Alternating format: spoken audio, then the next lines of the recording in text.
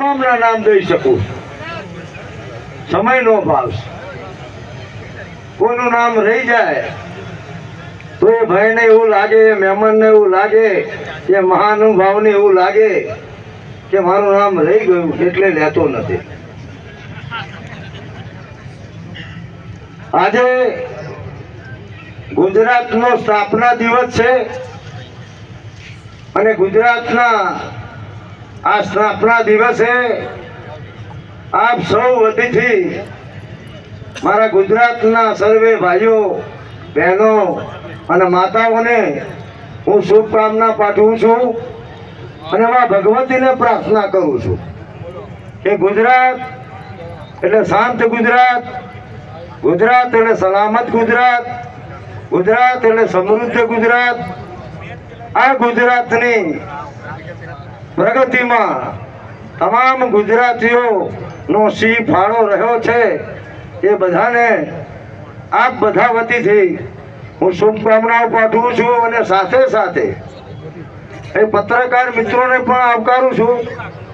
આપણે ઇતિહાસ જાણીએ છીએ કે જ્યારે આપણે બૃહદ મુંબઈ રાજ્યનો ભાગ હતા એ વખતે એક મહાગુજરાત ચળવળ ચાલેલી અને મહાગુજરાત ચળવળના નેતા જેમને આપણે હિન્દુ ચાચા તરીકે ઓળખીએ છીએ એમના નેતૃત્વમાં મહાગુજરાત ચળવળ ચાલી અને એ ચળવળમાં આપણા ગુજરાતના 25 યુવાનો કોલેજમાં ભણતા વિદ્યાર્થીઓ એ શહીદી વળી હતી.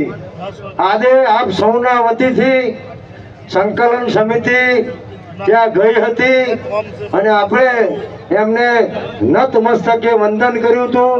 એવા તમામ શહીદોને આપણે બે હાથ ઊંચા કરી અને નમસ્કાર કરીશું. ધન્યવાદ. મારા પુરુગામી વક્તાઓએ ખૂબ સુંદર વાત કરી. આપણે એ પણ જાણીએ છીએ કે આ લડત, આ અસ્મિતા આંદોલન આપણે શેના માટે કરવું પડ્યું.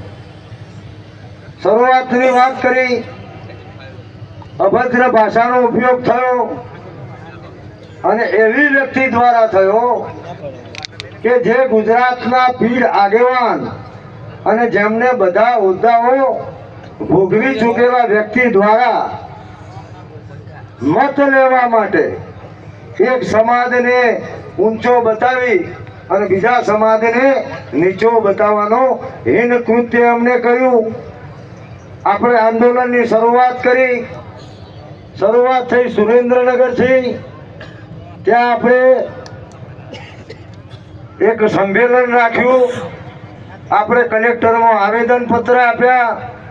આપણે જિલ્લે જિલ્લે સંમેલનો કર્યા અને છેલ્લે આપણે રાજકોટ ખાતે મહાસંમેલન કર્યું અને એ મહાસંમેલનમાં 6 લાખ કરતાં વધારે ક્ષત્રિયો એ આપણે ભેગા થયા. આપણે અલ્ટિમેટમ આપ્યું કે અમે ક્ષત્રિયો છીએ પણ અમારામાં ભગવાન રામની મર્યાદા છે, અમારામાં ભગવાન કૃષ્ણની રાજનીતિ છે.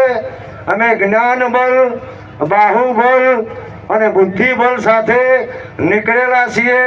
અમે કદાપી કોઈ વસ્તુ માગવા માટે આ આંદોલન કરતા નથી. પણ આ અહંકારી ભાજપના કાને આ વાત સંભળાઈ નહીં એટલે આપણે મજબૂર થયા. આપણને કોઈ શોખ નથી પણ આપણને મજબૂર કરવામાં આવ્યા. એક બાજુ ગુજરાતનો 1.5 કરોડ ક્ષત્રિય સમાજ હોય, એક બાજુ ભારતનો 22 કરોડ ક્ષત્રિય સમાજ હોય અને ભારતીય જનતા પાર્ટી આમ તાજવું લઈને બેસે અને 24 કરોડ ક્ષત્રિયોનું પલ્લું એ ઉપર હોય અને તમે રૂપાલાને નીચે પલ્લું રાખો, એને કદી ક્ષત્રિય સમાજ સહન કરવાનો નથી. યુદ્ધમાં પણ શાંતિ રાખવાની હોય.